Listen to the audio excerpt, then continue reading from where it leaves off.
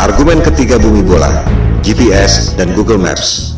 GPS adalah Global Positioning System untuk mengetahui di mana posisi orang atau tempat tertentu di lokasi manapun di dunia.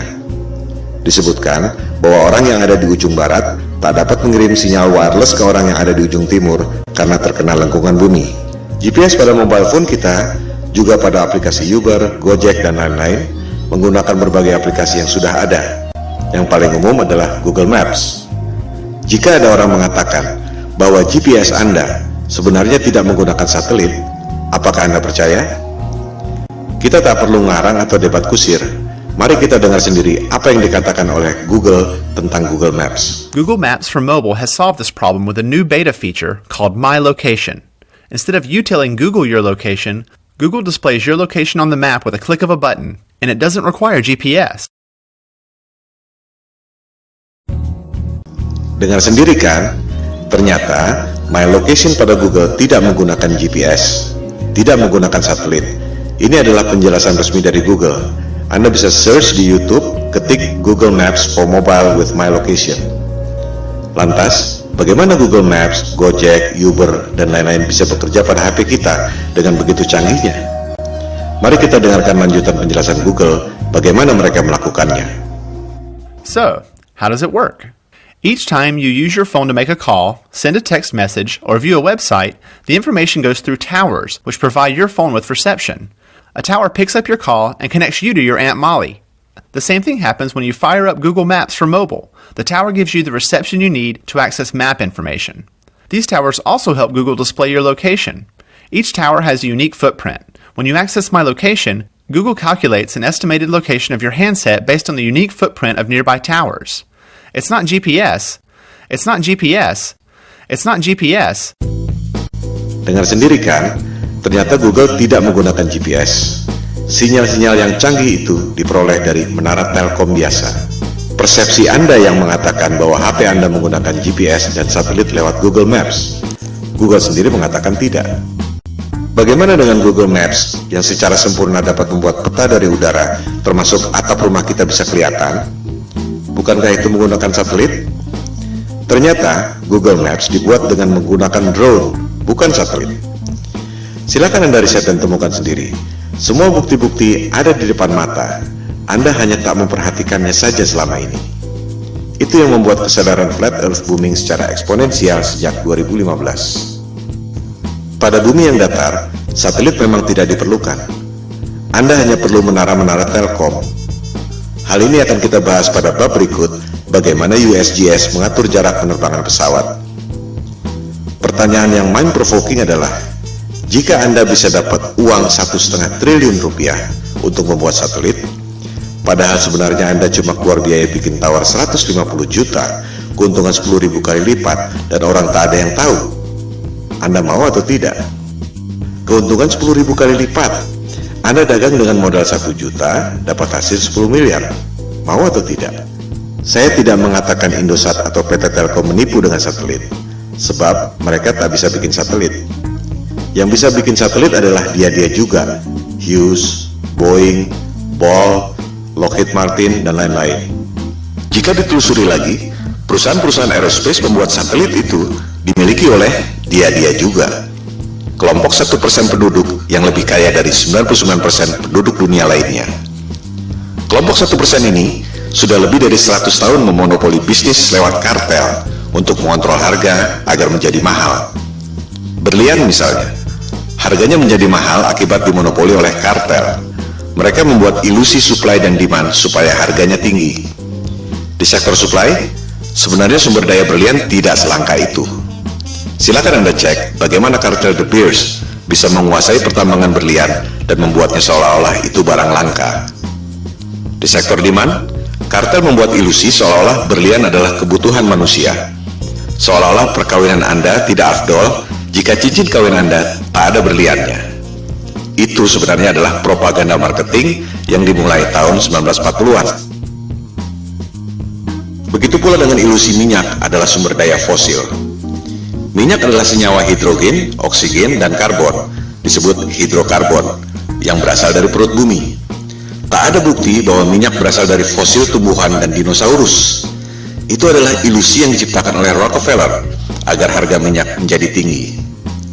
Rockefeller mengundang saintis ke konferensi Jenewa tahun 1892 untuk memulai propaganda bahwa minyak berasal dari fosil dinosaurus dan tumbuhan.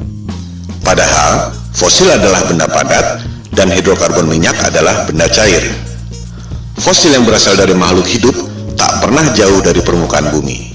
Sementara, manusia mengebor minyak sampai kedalaman 10 km dan tak pernah ada bukti bahwa fosil ditemukan di kedalaman itu. Tak semua orang menyadari bahwa media-media massa besar di dunia dimiliki oleh 6 perusahaan saja. Si kelompok 1% itu mampu memonopoli informasi yang diterima oleh 99% penduduk dunia lainnya. Hal ini yang disebut sebagai propaganda, mind control. Jika kelompok super kaya yang 1% itu, atau disebut elit global, mampu mencuci otak Anda lewat pendidikan, media massa, dan film-film, ilusi marketing yang membuat harga berlian dan harga minyak menjadi tinggi, apakah mereka tak mampu membuat ilusi tentang satelit? Kembali pada soal GPS. Tak semua orang menyadari bahwa GPS digunakan sejak tahun 1973 yang merupakan bagian dari teknologi militer. GPS berasal dari teknologi sebelumnya yaitu LORAN atau Long Range Navigation dan Decca Navigation yang digunakan sejak Perang Dunia Kedua. Of its equipment, which makes it very easy to operate and maintain once you understand a few fundamentals.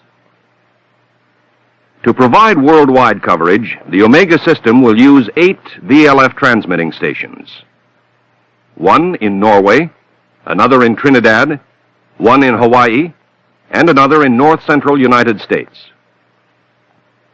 Of the remaining, one is in the Indian Ocean, another in the southern part of South America, one in the Tasman Sea area, and finally, one in the Western Pacific. Apa yang membuat Anda berpikir bahwa dunia militer yang didesain buat perang membela negara tiba-tiba jadi malaikat yang menolong umat manusia di negara-negara lain dengan memberikan teknologi gratis? Disinilah jelinya the global elites yang sudah lebih dari 100 tahun memperoleh profit dengan cara menipu orang, scam, money laundering, transaksi fiktif, you name it. Demikian halnya dengan NASA. Apa yang membuat Anda berpikir bahwa NASA adalah badan eksplorasi yang bekerja untuk kepentingan dunia? Siapakah NASA? Coba kita lihat keterangan di webnya sendiri. Jelas ditulis di situ bahwa tujuan pembentukan NASA tahun 1958 adalah berkaitan dengan Perang Dingin, di mana Rusia berhasil meluncurkan Sputnik tahun 1957. Majalah Times menjelaskannya lebih gamblang. Judulnya, Alasan yang Menyedihkan Tapi Familiar tentang Pembentukan NASA. Disebutkan, tujuannya sangat membumi, yaitu office politics, bukan untuk kepentingan umat manusia di dunia. Budget NASA 2016 adalah 19,3 miliar dolar atau sekitar 256 triliun per tahun. Hasilnya, kebanyakan adalah propaganda CGI. Motivasinya, ada 256 triliun motivasi di situ. Bisnis adalah bisnis, di mana ada peluang, pasti banyak kepentingan. Bukan hanya pegawai-pegawainya, tapi juga kontraktor-kontraktor besarnya. Roket memang diluncurkan, tapi jika diperhatikan, arahnya tak pernah lurus ke atas, selalu melengkung dan akhirnya horizontal. Karena memang tak pernah lewat dari low Earth orbit, sekitar 500 km dari permukaan bumi. Seperti yang dikatakan Times tadi, tujuan pendirian NASA sangat membumi, yaitu office politics. Pertanyaannya, untuk politik dan kepentingan siapa? Seperti yang telah disebutkan di awal, persoalan flat earth ini bukan debat kusir, bukan omong kosong, bukan adu ego, bukan adu pintar, melainkan ada hal lain yang lebih fundamental yang sangat berhubungan dengan kehidupan kita. Pada pembahasan selanjutnya, di video-video berikutnya, kita akan membahas hal ini. Ilusi bumi berbentuk globe memang sengaja dibuat oleh para globalis atau biasa disebut elit global. Mereka lah yang membuat berbagai krisis, perang, termasuk menjauhkan manusia dengan ketuhanan lewat dogma-dogma sains modern dan ilusi bumi globe. Kita sebenarnya tak perlu bayar biaya telekomunikasi mahal-mahal, tak perlu bayar listrik mahal-mahal, tak perlu bayar bensin mahal-mahal. Teknologinya sudah ada dari tahun 1898, dibuat oleh manusia paling jenius yang pernah lahir di muka bumi, yaitu Nikola Tesla.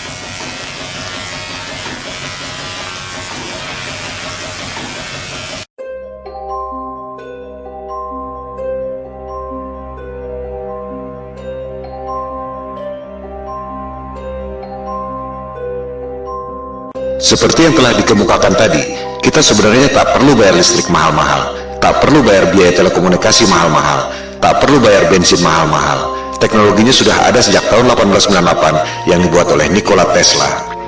Itu sebabnya ia dikucilkan oleh JP Morgan, salah satu pentolan elit global. Hal-hal seperti itulah yang dilakukan agar kelompok yang 1% itu bisa mengontrol 99% penduduk dunia lainnya. Berbagai manipulasi dan propaganda mind control dilakukan, seperti membuat ilusi supply dan demand, ilusi satelit, ilusi GPS, ilusi bumi berbentuk globe, ilusi bahwa mereka adalah kelompok adidaya yang sudah mampu melakukan eksplorasi ruang angkasa. Bangkitnya kesadaran flat earth merupakan ancaman bagi mereka. Oleh sebab itulah pemaparan ini diberi judul Konspirasi Bumi Datar. We don't have time for a meeting of the Flat Earth Society. Soal foto-foto CGI, satelit, dan GPS yang sudah kita bahas adalah soal teknologi, belum masuk pada sains yang sebenarnya. Kita akan membahas pada episode berikut. Sementara ini, kita tutup argumen GPS dan Google Maps dengan fakta bahwa Google Maps dan GPS tidak menggunakan satelit, melainkan menggunakan menara telkom biasa.